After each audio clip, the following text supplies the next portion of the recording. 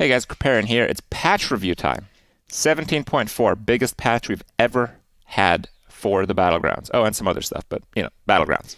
The biggest thing is Battlegrounds shifting minion pools.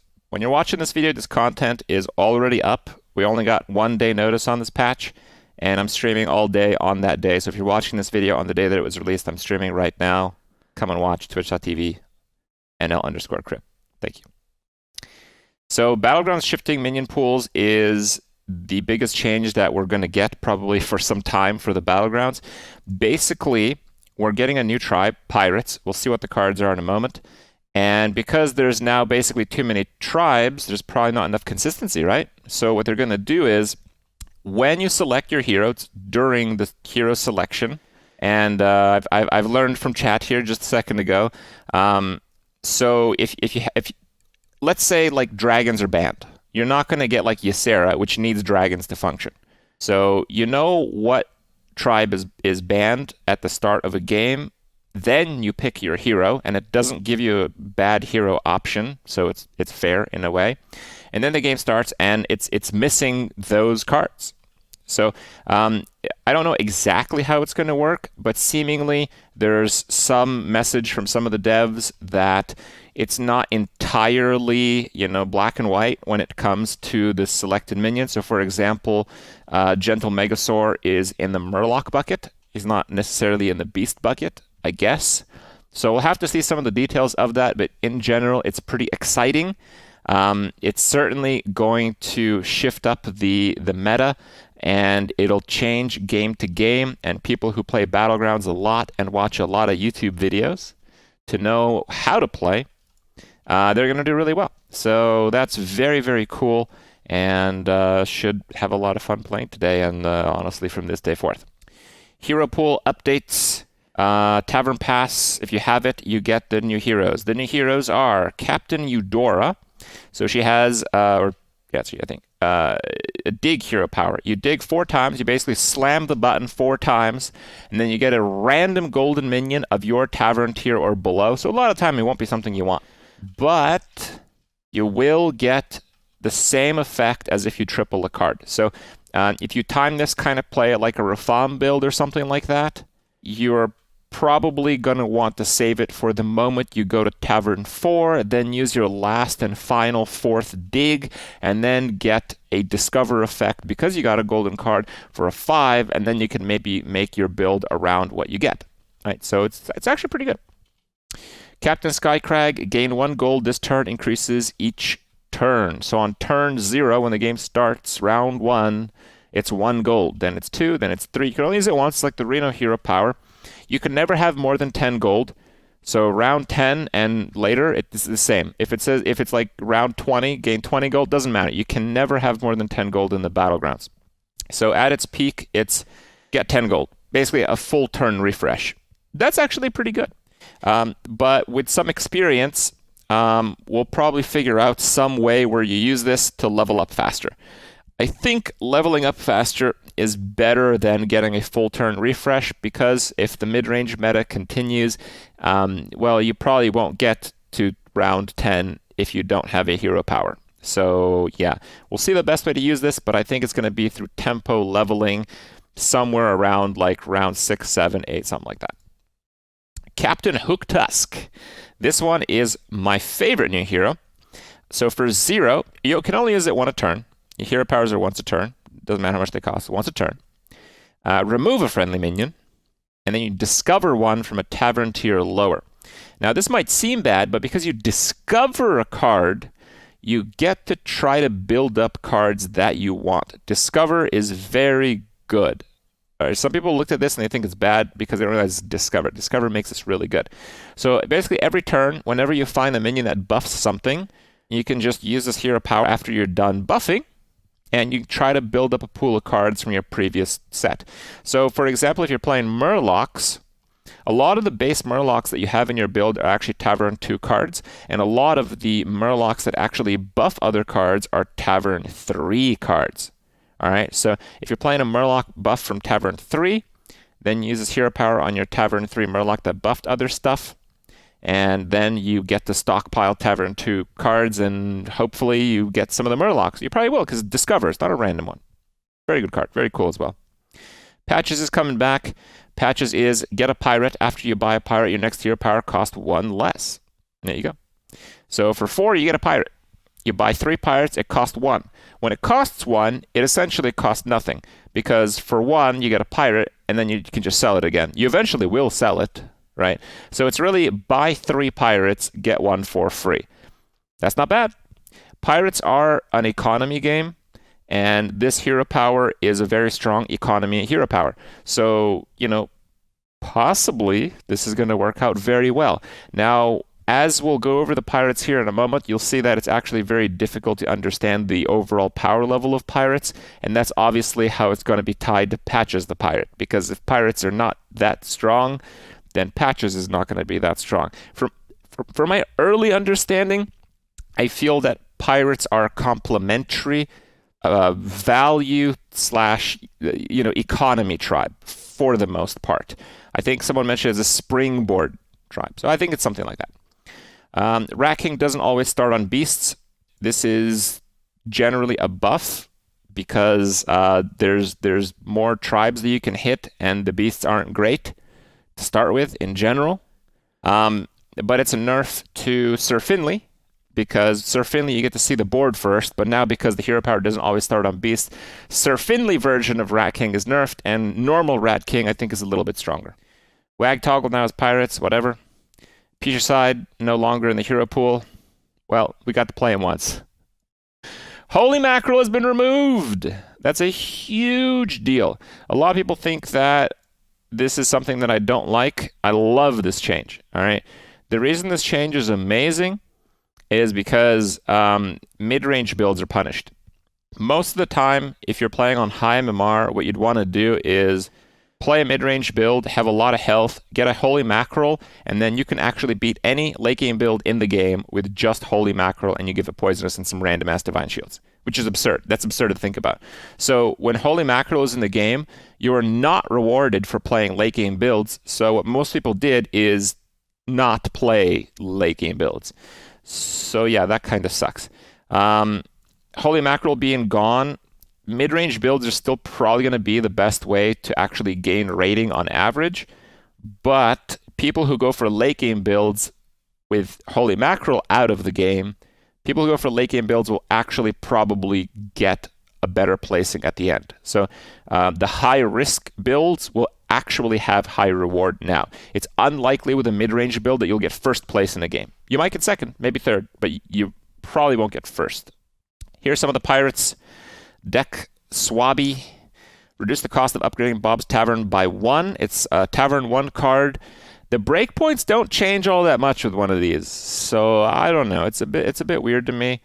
I'm not sure. If you get multiples of these, you can like turbo Tavern tier up, so that's pretty good, but how often is that going to happen? Is that really worth it? I don't know. I have some skepticism on this card, but it's not bad. I mean, it's a Tavern 1 card. It's whatever, right? Scallywag is another 1 card. It's 2-1 with a death rattle for a 1-1, which alone is actually pretty alright. But the 1-1 attacks immediately, like out of order, like you attack twice, like a Wind Fury effect, which is kind of cool. Not sure why that would be particularly useful, but maybe.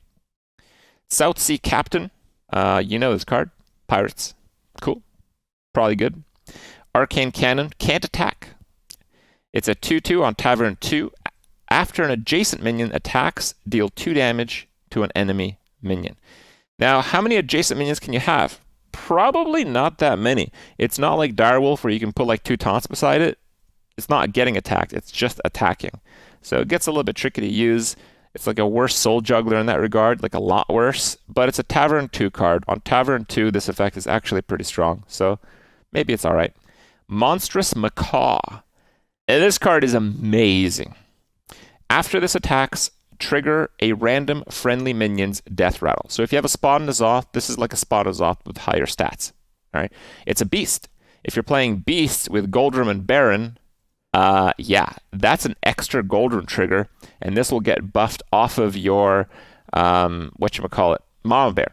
So if you have like 2 Goldrums, you taunt them both, you have this as the first attacker, Goldrum gets attacked, double Death Rattle trigger off a Baron. This attacks as your first attacker, double Goldrim trigger again, then your second Goldrim gets attacked, double Goldrim trigger again. So it's really good. This card's really good.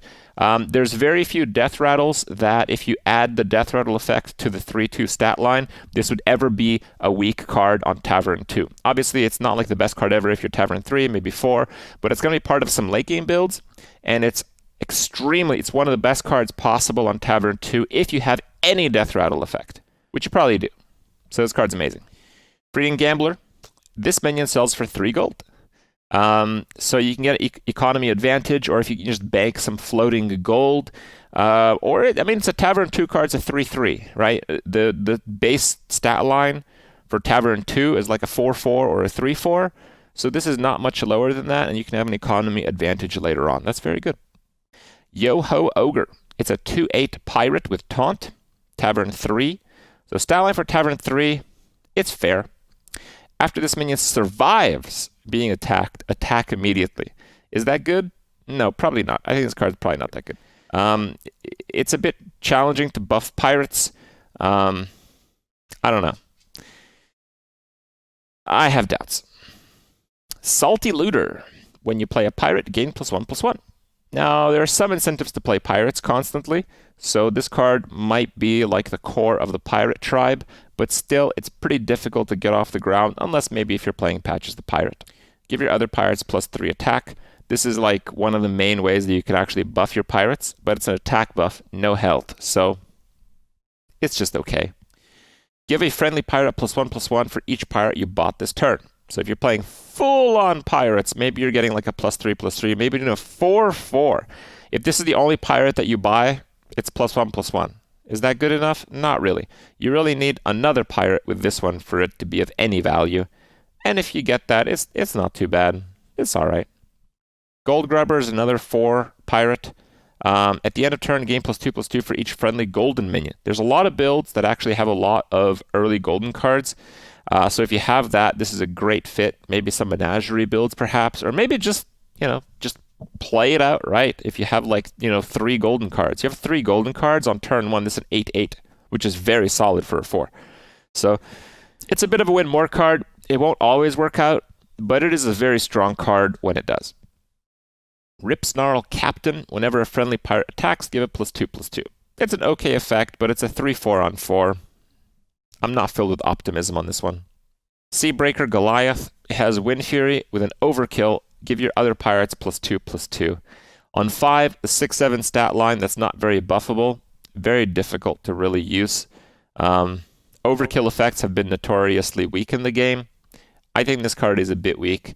I guess if it's a very token-filled meta, it might be a bit better, but we'll have to see that first. Nat Pagle is another Tavern 5 pirate. Nat Pagle Extreme Angler.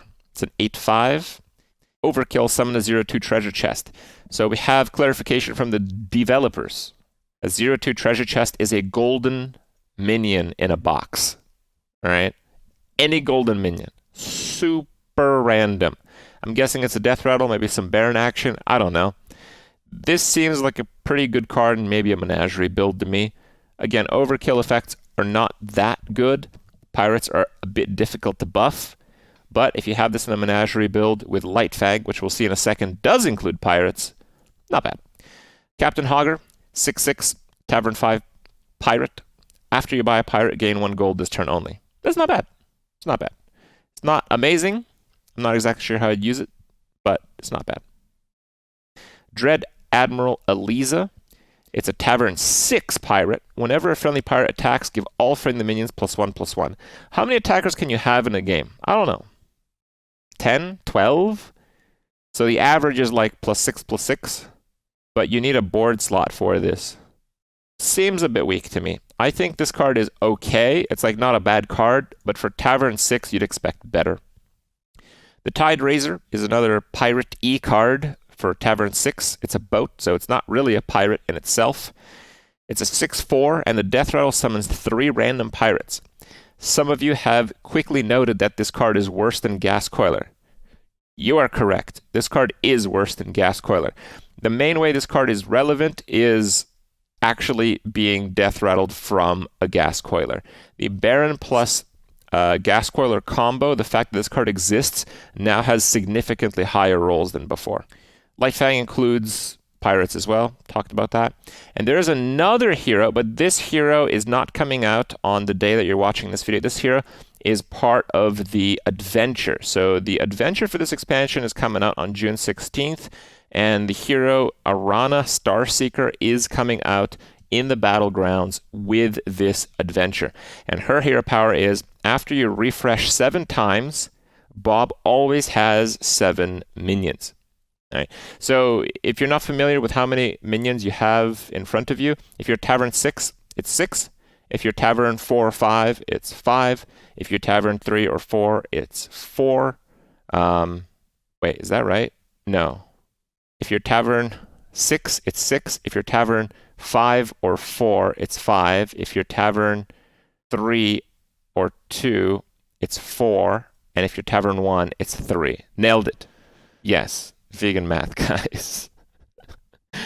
But yeah, that's the idea. Tons. This is the biggest Battlegrounds patch we've ever had by a factor of at least 2. And it should keep the game fresh for a long time. It's been a long time, a very long-awaited patch for this one. Normally, we get much more frequent Battlegrounds patches, and maybe that'll change moving forward. I know, obviously, with coronavirus and all the other issues happening, it's probably made a dent in their development cycle. But this, guys, this is the big one. So I hope you guys enjoy it. I certainly will. See you guys on the stream.